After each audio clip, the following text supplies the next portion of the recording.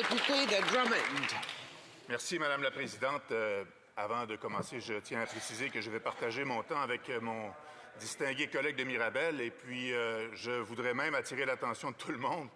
Disons que je vais faire l'avant-première, le préambule du discours de mon collègue de Mirabel qui promet d'être particulièrement divertissant, Madame la Présidente. Je vous en dis pas plus, mais je suis bon comme ça dans les teasers, dans les mises en bouche. Avant de commencer aussi, il y a deux petites choses que je voudrais souligner, des choses qui m'ont beaucoup affecté en fin de semaine et ce matin. Je voudrais offrir mes meilleures pensées à la famille du jeune cadet qui est décédé dans un accident d'autobus scolaire à Sainte-Rose de Watford. J'ose à peine imaginer le poids de la peine de ses parents, de ses proches. Mais aussi, je pense à toute la grande famille des cadets à travers le Québec. C'est une famille qui est tissée très serrée. Et je pense que toute cette grande famille-là est en deuil. Alors, je pense très fort à vous. Puis, autre chose, avant d'arriver dans le vif du sujet, Madame la Présidente, vous me pardonnerez cette digression. Il y a eu un drame à Drummondville ce matin. Une femme a été trouvée morte dans un quartier résidentiel. Quand des choses comme ça arrivent, on n'a aucun détail, on n'a pas de contexte encore, mais quand des choses comme ça arrivent dans un secteur paisible, dans une communauté, encore une fois, qui est assez tissée serrée, c'est toute la communauté qui est bouleversée. Alors, je pense très fort à ma gang à Drummond aujourd'hui dans ces circonstances. Bon, c'est neuf. On va finir par voir la fin du cirque, Madame la Présidente. Parce qu'à un moment donné, il faut appeler les choses par leur nom. On assiste à de la manipulation de faits, à de la manipulation de vérité, à de la désinformation et à une manipulation de ces faits et de cette vérité à des fins mercantiles, carrément à des fins malhonnêtes. Madame la Présidente, je vais commencer par rappeler un peu quelles étaient les demandes du Bloc québécois qui m'apparaissent des demandes extrêmement raisonnables dans le contexte d'un projet de loi comme ce projet de loi C9. D'abord, on proposait de rétablir le consentement du procureur général pour entamer des poursuites pour infraction à fomenter la haine. Ça ajoute comme un autre degré de sécurité, un autre degré rassurant pour les gens qui disent qu'on pourrait utiliser cette mesure-là à tort et à travers et que n'importe qui pourrait décider un beau matin de se lever puis de décider d'entamer des poursuites. Alors, c'est pas quelque chose qui devient automatique parce qu'on retire l'exception religieuse du Code criminel. Il y a une autre couche de sécurité. Et ce, même si le Québec a déjà sa propre institution indépendante, le DPCP, à notre avis, cette garantie qui serait applicable à l'ensemble du Canada serait de nature à renforcer cette espèce de liberté d'expression religieuse. L'autre élément très important qui est au cœur, je pense, de tout ce cirque qui a été fait en comité par les conservateurs, c'est évidemment l'abolition de l'exemption religieuse pour l'infraction de fomenter la haine. Vous savez, c'est correct d'avoir une religion, c'est correct de pratiquer sa religion, c'est correct d'avoir la foi, puis de vivre à travers cette foi-là, cette conviction-là. Puis c'est tout à fait légitime, puis c'est bien correct. Puis on a toujours respecté ça. Puis c'est un droit fondamental, puis c'est un droit fondamental auquel le Bloc québécois ne s'attaquera jamais, contrairement à ce que les conservateurs ont véhiculé pendant leur cirque en comité. Vous savez, je ne connais pas de religion qui ne se proclame pas religion d'amour, religion de paix. J'en connais pas, moi, une religion qui dit, nous autres, on va véhiculer de la haine, on va véhiculer des messages de violence. Encore une fois, je vous rappelle de rester attentif au discours de mon collègue de Mirabel, peut-être bien qu'il vous apportera un autre genre de point de vue, mais cela dit, je ne connais pas de religion qui ne se proclame pas, donc, religion d'amour. Alors, je ne vois pas pourquoi quelqu'un d'engagé dans sa religion, quelqu'un qui pratique sa foi, pourrait ne pas être d'accord avec l'idée qu'on veuille retirer la possibilité de plaider ses convictions religieuses dans le but de fomenter la haine, d'appeler à la violence contre un groupe ciblé. On ramène souvent l'exemple de ce fameux Adil Sharkawi qui appelait au meurtre de tous les Juifs sionistes dans un discours qu'il a fait en plein centre-ville de Montréal il y a quelques années. On l'amène souvent comme exemple. Mais c'est abominable de pouvoir se cacher derrière sa religion pour appeler à de tels actes de violence.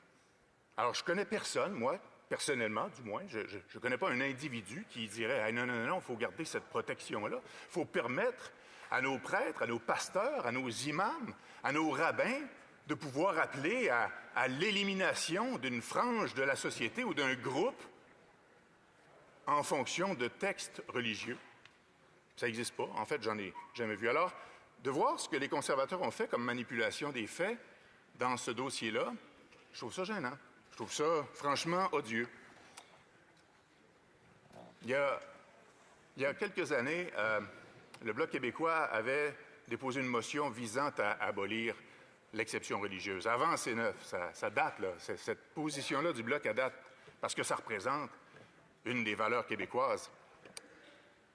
Et puis, il y a un député conservateur qui m'avait interpellé dans un corridor et qui m'avait dit « Parle-moi donc un peu de cette disposition-là, de cette proposition-là que vous avez.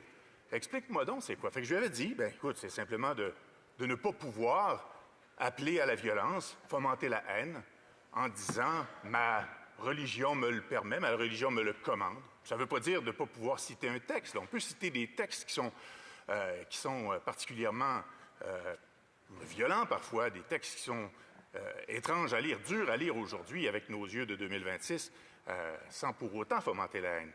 Mais je lui avais expliqué ça. Je lui avais dit c'est simplement une façon de ne pas offrir un refuge à quelqu'un qui fomenterait la haine dans le code criminel. Et il m'avait répondu, je ne suis pas d'accord avec ça, moi, parce que si mon pasteur veut parler contre les homosexuels, il ne peut pas à cause de cette mesure-là. J'étais un peu tombé en bas de ma chaise, Madame la Présidente, parce que, et c'est ce que je lui avais dit, es-tu en train de me dire que ton pasteur pourrait appeler à commettre des actes de violence à l'endroit de la communauté LGBTQ en fonction de textes religieux? Puis il avait dit, bien, il faudrait qu'il ait le droit à cette liberté d'expression-là. Puis mon réflexe a été, mais quel pasteur peut appeler ses ouailles, ses fidèles, à commettre ou à haïr ou à se mobiliser contre une communauté, quelle qu'elle soit? Je change de pasteur, man. C'est un peu ce que je lui ai dit, là. Je change de religion, trouve-en une qui est vraiment une religion de paix, ou alors trouve-toi un autre messager, parce que celui-là, il est brisé. Alors, dans tout ce qu'on a vu en comité, dans l'obstruction des conservateurs, on a tous compris ici qu'il y avait probablement une manne de financement extraordinaire, que l'argent devait rentrer à plein coffre. On le voit d'ailleurs, tous les collègues députés de tous les partis ont certainement vu des dizaines de courriels entrer de la part de citoyens de partout au Canada demandant de ne pas s'attaquer à cette disposition du Code criminel. Je suis sûr que ça a été une manne extraordinaire. Je suis sûr que ça a été le fun pour eux d'entretenir ça puis de faire en sorte que l'argent continue de rentrer, mais à un moment donné, il faut que ça cesse. Quand on voit des spectacles comme une quantité de députés avec des bibles dans les mains en train de faire du Bloc québécois bashing, prêtez-moi l'expression, Madame la Présidente, en comité, à un moment donné, ça suffit. À un moment donné, il faut que le processus parlementaire, il faut que la démocratie puisse suivre son cours, comme le disait ma collègue tantôt. À un moment donné, ça suffit, il faut qu'on travaille, il faut qu'on avance. Il y a des choses importantes dans ces projets de loi-là. Alors, on peut ne pas être d'accord sur certaines choses, mais quand même, à un moment donné, il faut réaliser qu'on fait de l'obstruction, que ça ne mène à rien et qu'on finit par avoir un peu l'air fou en continuant de taper sur un clou comme ça. Fait qu'en fait, je me demande toujours, je me dis, faut quand même donner parfois le bénéfice du doute. Je me dis, il y a peut-être des gens parmi ces députés-là qui croient vraiment que l'abolition de l'exception religieuse, c'est une atteinte à leur droit fondamental de pratiquer leur religion. Il y en a peut-être qui croient ça pour vrai. Mais là, je me demande qu'est-ce qui est pire, Madame la Présidente. Est-ce que c'est être député fédéral et ne pas être capable de comprendre la portée d'un amendement comme celui du Bloc? Ou comprendre parfaitement l'amendement, mais abuser de la confiance de ses commettants en leur faisant croire que ça vise à restreindre leur liberté religieuse? En fait, je ne sais pas ce qui est le pire entre être carrément incompétent ou carrément malfaisant.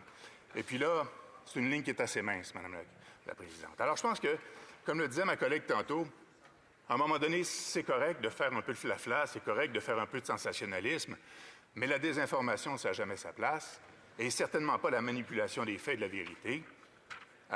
Je pense qu'il était temps que ça se termine, et c'est pour ça que le Bloc québécois appuie cette motion qui vise à restreindre les débats et à passer à autre chose pour qu'on puisse effectivement faire fonctionner ce Parlement puis parler des autres sujets importants. Merci. Bravo.